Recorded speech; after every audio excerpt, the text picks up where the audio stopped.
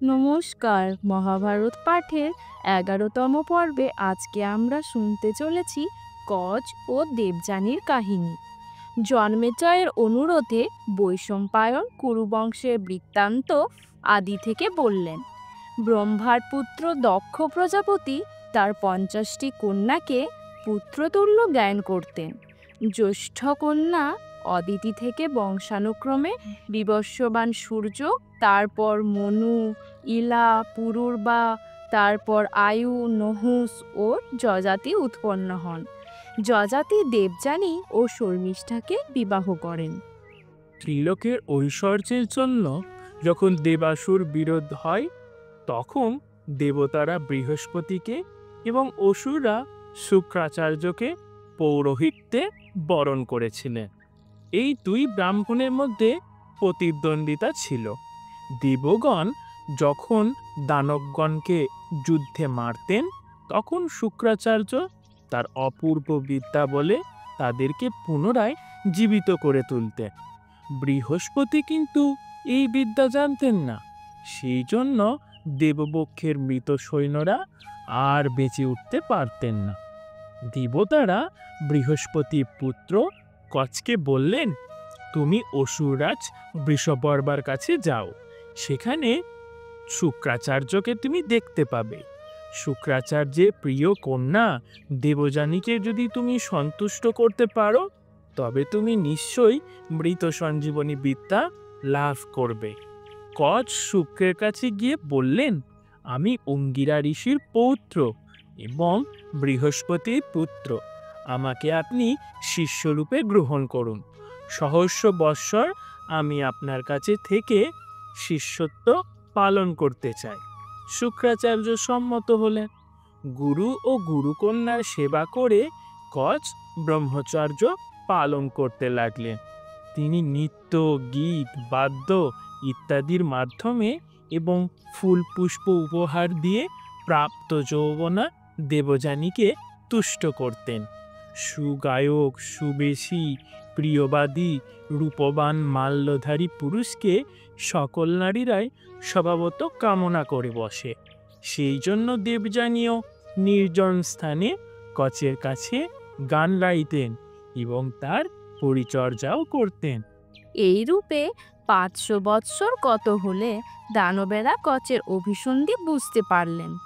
একদিন কচ যখন বনে গরু চড়াচ্ছিলেন, তখন তারা কচের দেহ খণ্ড খণ্ড করে বনের পশুদের খাইয়ে দিলেন।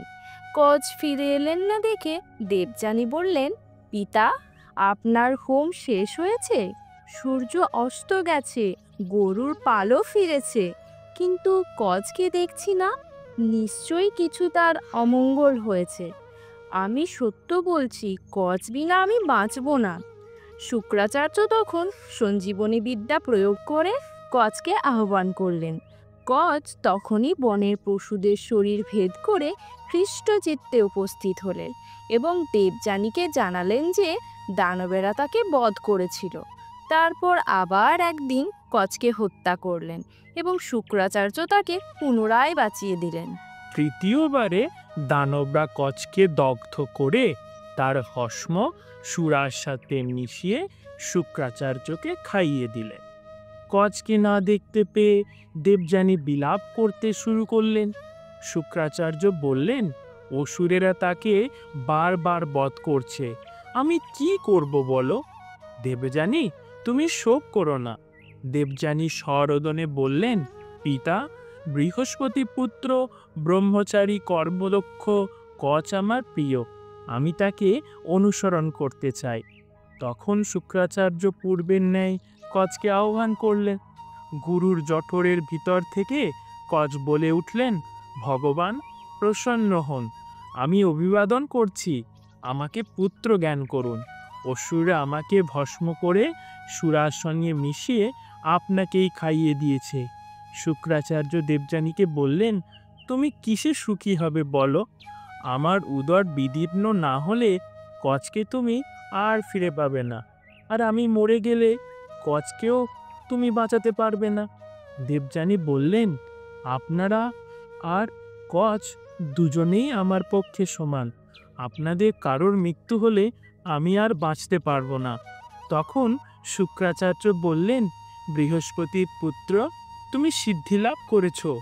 দেবযানী তোমাকে স্নেহ করে। যদি তুমি কচরূপী ইন্দ্র না হও, তবে আমার সঞ্জীবনী বিদ্যা তুমি লাভ করো।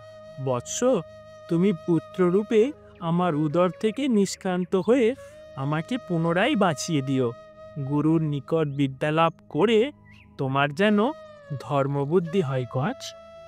শুক্রাচার্যের দেহ বিদীর্ণ করে কচ পেরিয়ে এলেন এবং নবলব্ধ বিদ্যার দ্বারা তাকে পুনর্জীবিত করে বললেন, আপনি বিদ্যাহীন শিষ্যের কর্ণে বিদ্যামৃত দান করেছেন।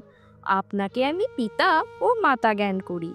শুক্রাচার্য গাত্রোত্থান করে সুরাপানের প্রতি এই অভিশাপ দিলেন, যে মন্দমতি ব্রাহ্মণ মোহবেশে সুরাপান করবে সে ধর্মহীন ও ব্রহ্মহত্যাকারীর তুল্য পাপী হবে। তারপর দানবগণকে বললেন, তোমরা নির্বোধ। কচ সঞ্জীবনী বিদ্যায় সিদ্ধ হয়ে আমার তুল্য প্রভাবশালী হয়েছে। তিনি আমার কাছেই বাস করবে। সহস্র বর্ষর অতীত হলে পর কচ স্বর্গলোকে ফিরে যাবার জন্য প্রস্তুত হলেন। দেবযানী তাকে বললেন, অঙ্গিরাত পৌত্র, তুমি বিদ্যায় কুলসী, তপস্যা ও সংযমে অলঙ্কৃত। তোমার পিতা আমার মাননীয়। তোমার ব্রত পালনকালে আমি তোমার পরিচর্যা করেছি। এখন তোমার শিক্ষা সম্পন্ন হয়েছে। আমি তোমার প্রতি অনুরক্ত। তুমি আমাকে বিবাহ করো। কচ উত্তর দিলেন, ভদ্রে, তুমি আমার গুরুপুত্রী। তোমার পিতা আমার পিতার তুল্যই পূজনীয়। অতএব তুমি ওই কথা বলো না। দেবযানী বললেন, কচ, তুমি আমার পিতার গুরুপুত্রের পুত্র। আমার পিতার পুত্র তো নও। তুমি আমার পূজ্য ও মাল্য। অসুররা তোমাকে বারবার বধ করেছিল। তখন থেকে তোমার উপর আমার প্রীতি জন্মেছে। তুমি জানো, তোমার প্রতি আমার সৌহার্দ্য, অনুরাগ ও ভক্তি আছে।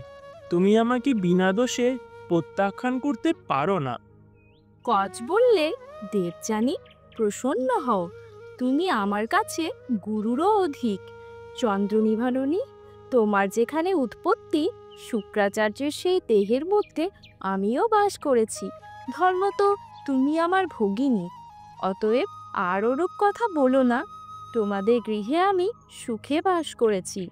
এখন যাবার অনুমতি দাও। আশীর্বাদ করো যেন পথে আমার মঙ্গল হয়। প্রয়োজনে ধর্মের অবিরোধে আমাকে স্মরণ করো। সাবধানে আমার গুরুদেবের সেবা করো।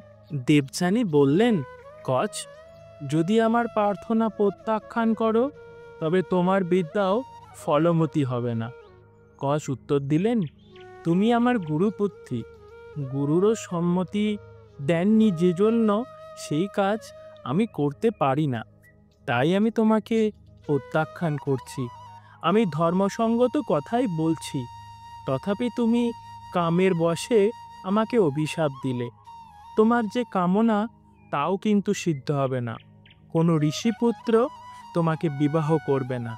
তুমি বলেছ আমার বিদ্যা নিষ্ফল হয়ে যাবে। তাই হোক, আমি যাকে শেখাবো তার বিদ্যা তো ফলবতী হবে। এই কথা বলে কচ ইন্দ্রলোকে প্রস্থান করলে। আজকের মতো মহাভারত পাঠের পর্ব এখানেই সমাপ্ত হলো। আগামী দিন শুনতে পাবেন মহাভারতের এক নতুন পর্ব। নমস্কার।